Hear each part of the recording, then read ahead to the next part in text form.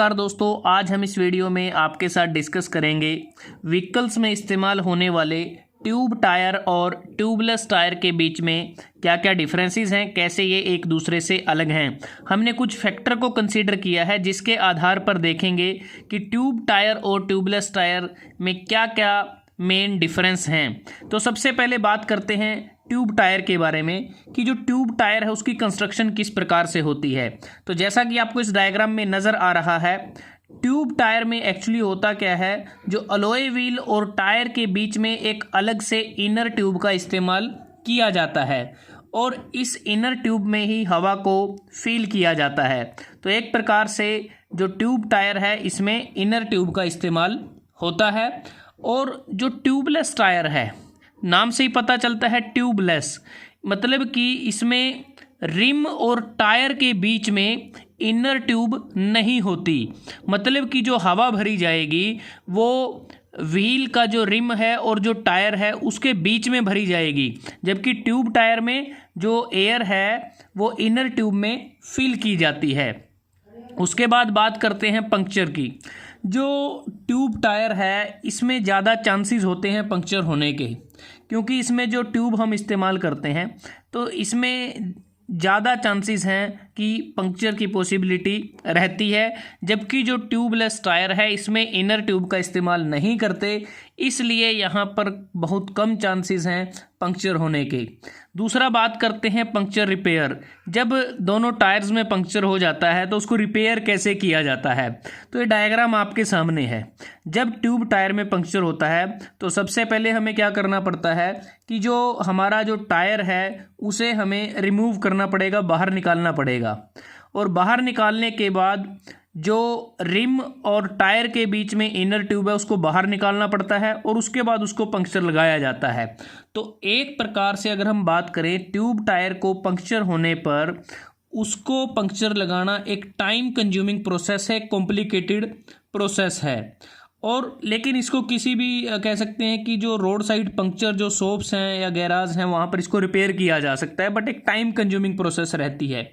जबकि जो tubeless tyre के केस में अगर पंक्चर हो जाता है तो इसमें बड़ा क्विकली हम पंक्चर को इसमें रिपेयर कर सकते हैं, काफ़ी आसान है, क्योंकि इसमें एक अलग से किट अवेलेबल होती है जिसमें क्या है कि अगर कोई भी आइटम अगर टायर के अंदर गई है उसे प्लायर की मदद से रिमूव कर लिया जाता है और उसके बाद जो थ्रेड ड्रिल होती है उस पंक्चर वाले होल को उसको थोड़ा सा इनलार्ज कर लिया जाता है उस ड्रिल की मदद से, और फिर जो स्ट्रैप हम यूज़ करते हैं पंक्चर के लिए उसको फोर्क ड्रिल के साथ इंसर्ट कर दिया जाता है और इस प्रकार से उसे ग्लू के साथ उसको छोड़ा जाता है।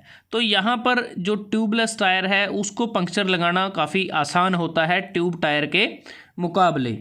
और इसमें हमें अगर बात करें, जब ट्यूब ही नहीं होती रिम और टायर के बीच में तो उसको निकालने वाली समस्या कोई इसके अंदर है ही नहीं है। उसके बाद बात करते हैं वेट की। अब वेट की अगर हम बात करें, ट्यूब टायर का जो वेट है वो ज़्यादा होता है, हैवी वेट होता है, क्योंकि इसमें इनर ट्यूब अलग से हम इस्तेमाल करते हैं, जबकि इनर ट्यूब के एब्सेंस होने के कारण ट्यूबलेस टायर जो हैं वो लाइट वेट होते हैं, फ्यूल एफिशिएंट। अब कम वेट ज़्यादा वेट होने के कारण ट्यूब टायर हैं वो कम फ्यूल एफिशिएंट होते हैं और कम वेट होने के कारण ट्यूबलेस टायर ज़्यादा फ्यूल एफिशिएंट होते हैं। रोलिंग फ्रिक्शन की अगर हम बात करते हैं, रोलिंग फ्रिक्शन ट्यूब टायर के केस में ज़्यादा होता है, जबकि कम वेट होने के कारण ट्यूबलेस टायर का जो रोलिंग फ्रिक्शन है वो कम होता है। सेफ्टी की अगर बात करते हैं, क्योंकि जब भी व्हीकल्स रनिंग पे होता है रोड के ऊपर, तो उस दौरान क्या है कि जब कोई पंक्चर हो जाता है टायर में तो जो ट्यूब टायर है उसकी जो एयर है वो अचानक सडनली सारी जो एयर है वो बाहर निकल जाएगी, और जिससे क्या है कि जो टायर के बर्स्ट होने का भी रिस्क रहता है। और अगर टायर बर्स्ट हो जाता है तो ऐसी स्थिति में जो ड्राइवर होता है व्हीकल का, उसका कंट्रोल व्हीकल के ऊपर से बहुत कम हो जाता है, जिसके कारण एक्सीडेंट के भी चांसेस रहते हैं।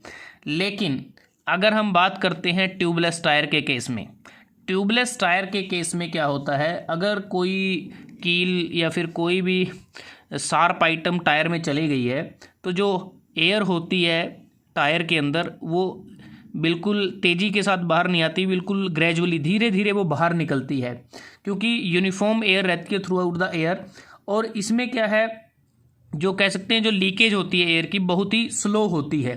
तो ड्राइवर का फुल कंट्रोल रहता है व्हीकल के ऊपर, और वो जो स्पीड है उसको कम भी कर सकता है और नियंत्रित रहती है गाड़ी।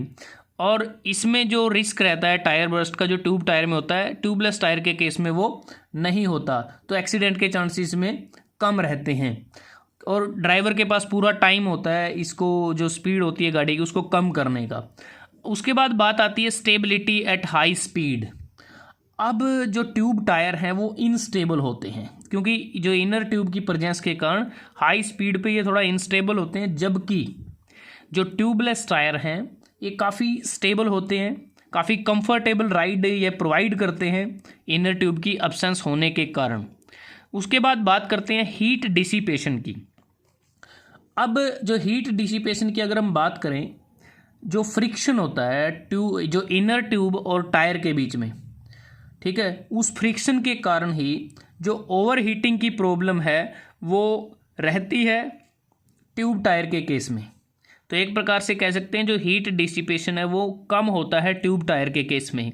लेकिन जो ट्यूबलेस टायर होते हैं इसका जो हीट डिसिपेशन होता है वो बढ़िया होता है, और इसमें क्या है, कह सकते हैं बेटर कूलिंग मिलती है। जो एयर वो डायरेक्ट कॉन्टैक्ट में होती है रिम के साथ, तो उसको उसमें क्या है कि जब गाड़ी रन करती है, जब गर्म होता है व्हील, तो उसको ठंडा करने में मदद होती है, क्योंकि जो हीट है वो एटमॉस्फेयर में भी डिस्चार्ज हो जाती है। तो बेटर कूलिंग हमें इसमें मिलती है। अगर बात करते हैं ड्यूरेबल की, जो ट्यूब टायर होते हैं वो कम ड्यूरेबल होते हैं, जिसके कारण इनमें पंक्चर होने के चांसेस ज़्यादा रहते हैं, पंक्चर रेजिस्टेंस इनका कम होता है। लेकिन जो ट्यूबलेस टायर होते हैं ये पंक्चर रेजिस्टेंस होते हैं क्योंकि ड्यूरेबल हैं, और ये सारा मेन कारण होता है जो फ्रजाइल इनर ट्यूब है उसकी एब्सेंस होने के कारण। उसके बाद बात आती है कॉस्ट की। अगर हम कॉस्ट की बात करते हैं, जो इनर ट्यूब है, ये जो ट्यूब टायर होते हैं जिसमें हम इनर ट्यूब का इस्तेमाल करते हैं, ये कम कॉस्टली होते हैं, और ये कह सकते हैं कि सभी व्हीकल्स के लिए ये सभी साइज़ में अवेलेबल भी होते हैं। लेकिन जो ट्यूबलेस टायर होते हैं ये बहुत ज़्यादा कह सकते हैं एक्सपेंसिव होते हैं ट्यूब टायर के कंपैरिजन में, और सभी व्हीकल्स के सभी साइज़ के लिए भी अवेलेबल ये नहीं रहते। अगर हम रिपेयर कॉस्ट की बात करते हैं, पंक्चर रिपेयर कॉस्ट की बात करें, puncture repair cost tube tyre के केस में कम होती है ट्यूबलेस टायर के मुकाबले, जबकि जो पंक्चर रिपेयर होती है ट्यूबलेस टायर के केस में वो ज़्यादा होती है। तो दोस्तों आज हमने इस वीडियो में आपके साथ डिस्कस किया व्हीकल्स में इस्तेमाल होने वाले ट्यूब टायर और ट्यूबलेस टायर के बीच में क्या क्या डिफरेंसेस हैं, कैसे वो एक दूसरे से अलग हैं। तो दोस्तों अगर आपको वीडियो अच्छा लगा आप इसको लाइक कर सकते हैं, शेयर कर सकते हैं अपने दोस्तों के साथ, स्टूडेंट्स के साथ। जल्दी हाजिर होते हैं एक नए वीडियो के साथ, तब तक के लिए धन्यवाद। आपका दिन शुभ रहे।